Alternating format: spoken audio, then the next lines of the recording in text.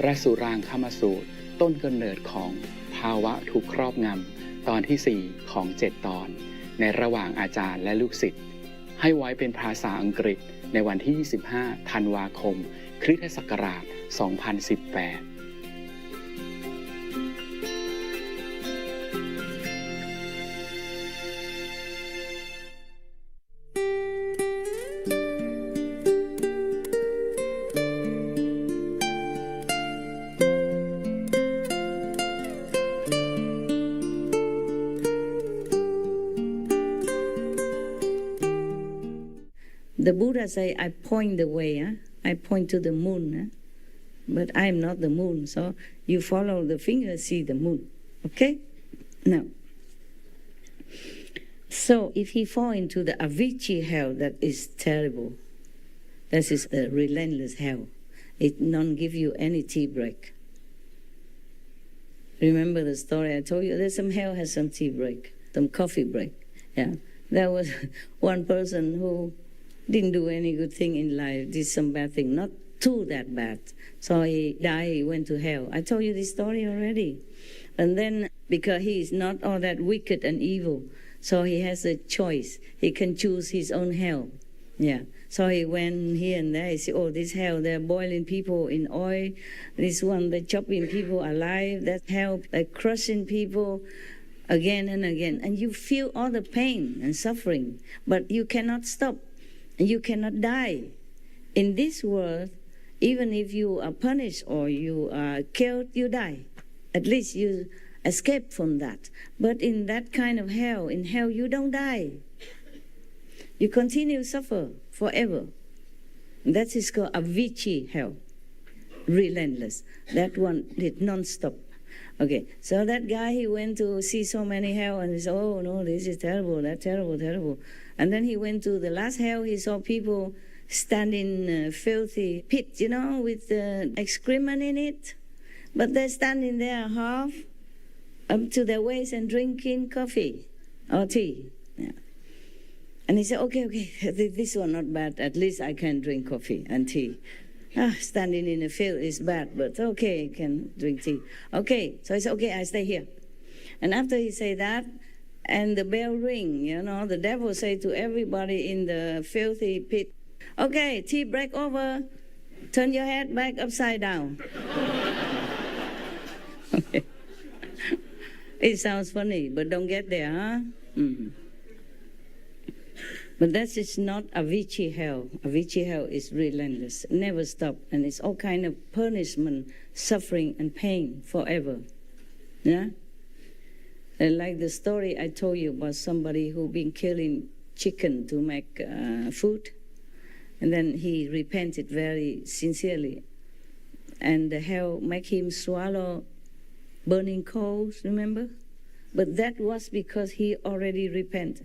And he is allowed to take that punishment to cleanse his sins immediately, and then he can go back and begin his life anew and can practice spiritually, can be pardoned. But if it's not for the Bodhisattva, Kuan Yin Bodhisattva intervene, he would not get off so easily like that, not just by swallowing this hot, burning, suffering cold, but he has to suffer longer, yeah, longer, longer, and have no chance to meet any master or bodhisattva to redeem and to be a practitioner. So the Buddha continued, you should pay attention. I will now explain this for you in detail. How compassionate is the Buddha? How patient?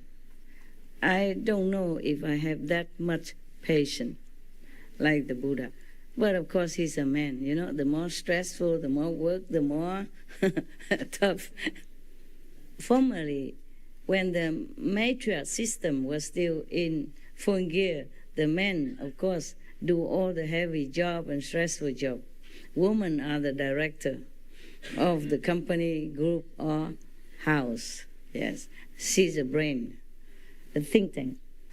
Nowadays, we have more and more women in the political arena. Arabian even now have more women in their parliament or in their government. You see that? Before, no, taboo.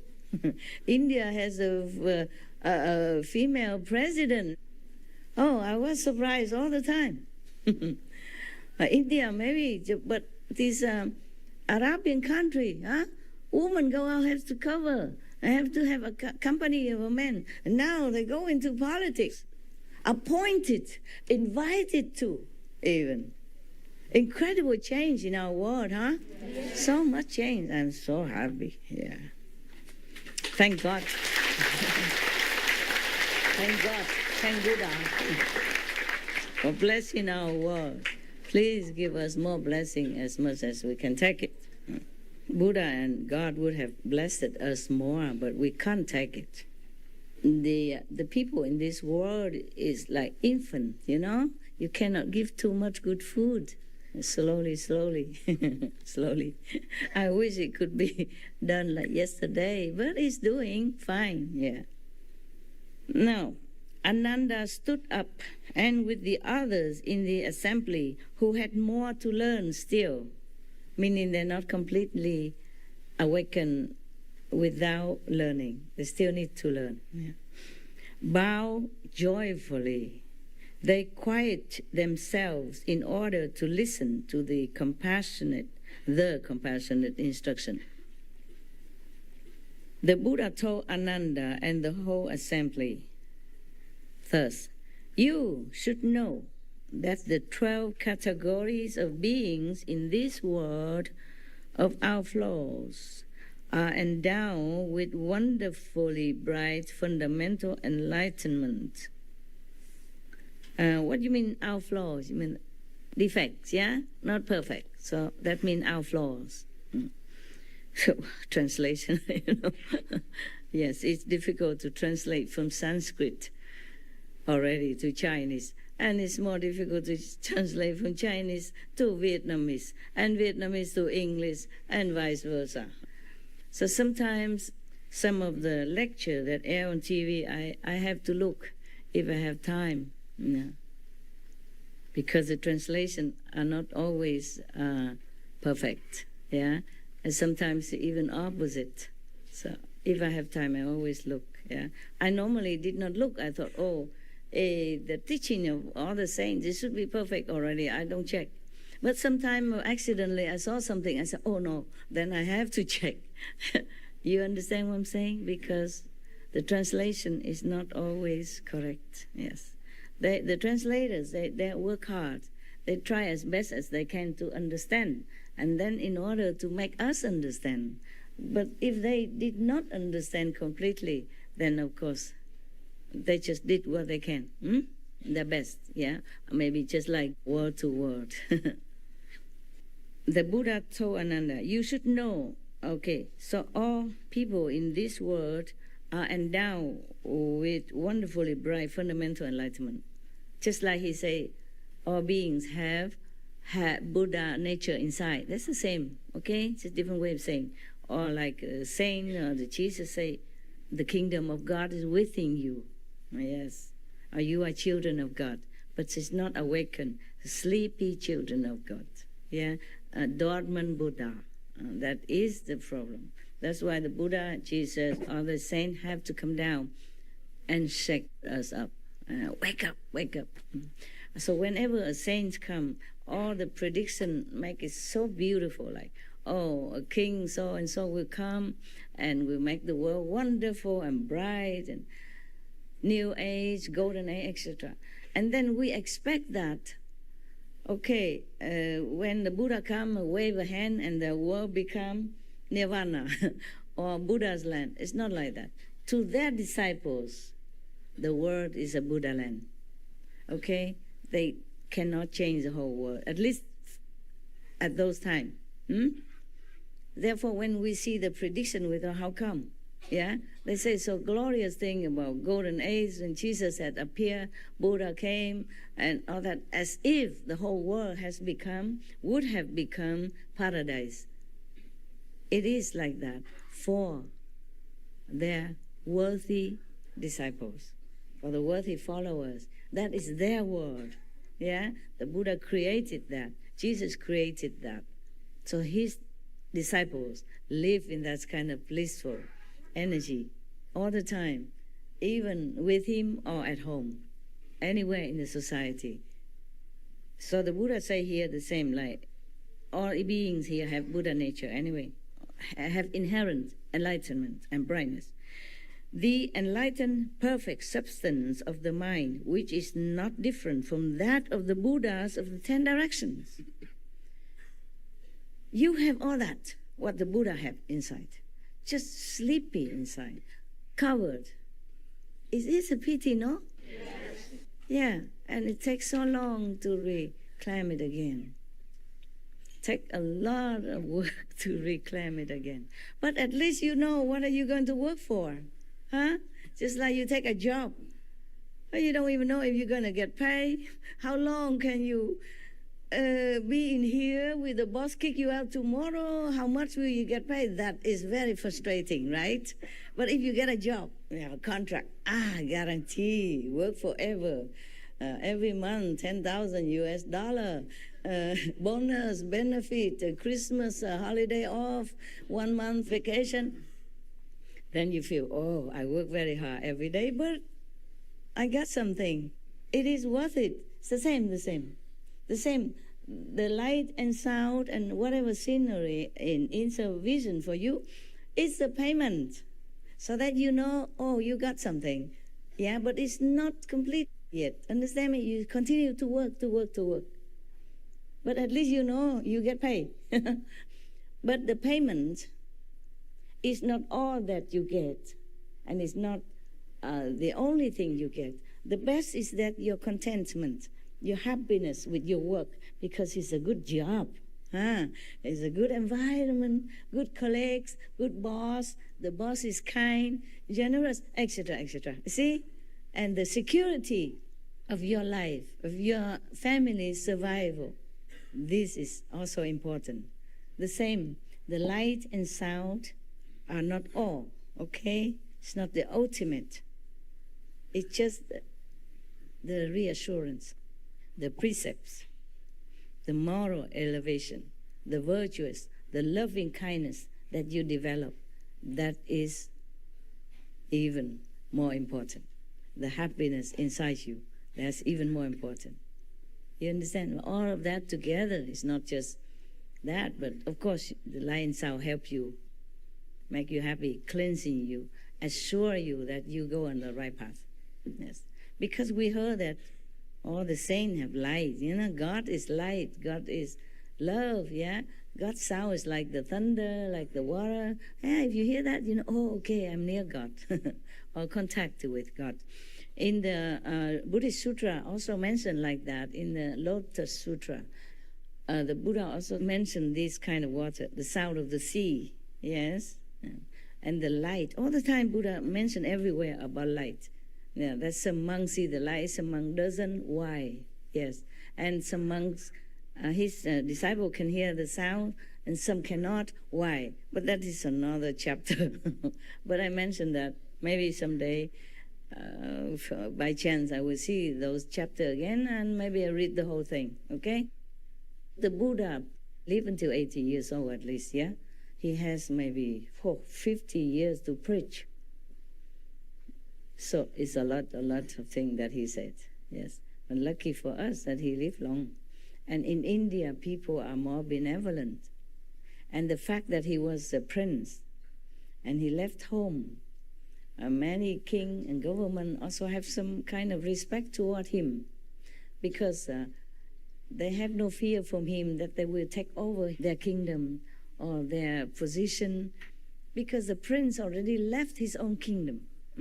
So all the kings and queen or whoever prince at that time feel more reassured. So they don't try so much to harm him like many other masters with different background. Don't ask me. I have no background. I have nothing. I'm born in Vietnam, so-called born in Vietnam. Have people only here from Vietnam. War, refugees, poverty. Oh, no end. I don't have any background to back me up. If I was a princess and left my kingdom, probably I have more disciples, more support. Okay? Yeah. They say the Buddha in your own home is not revered. The Buddha is not revered in your home. So it means also in your hometown or in your country, yes. But the Buddha was different. You see, he was somebody. He was somebody, yeah. I mention that because some master, in fact, many masters have died because the government or the kings at those times worried so much that they might take over their throne, yeah, make a revolt against them, because all his disciples are gaga, goo, goo, hoo, hoo, ha, ha, hoorah, hoorah, around that master. Call him Maharaji, Mahamataji, whatever, yeah, great king, great queen, call him that, kings of kings, queens of queens. All these names scare the encumber kings or queens. I thought I'm the only king. How do I call that king? Who is he? He's just a carpenter's son, for example, yeah? So what does he want from my people? That's the reason why they chase and kill him, even though they know he done nothing wrong.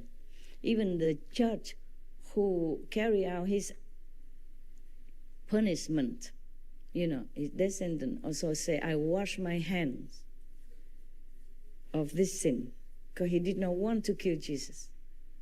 But everybody else vote for that. Every year or something, they release one prisoner. They release one criminal instead of Jesus, the innocent. You see that? Just because higher government or other people, they fear Jesus might take over. They keep calling him king.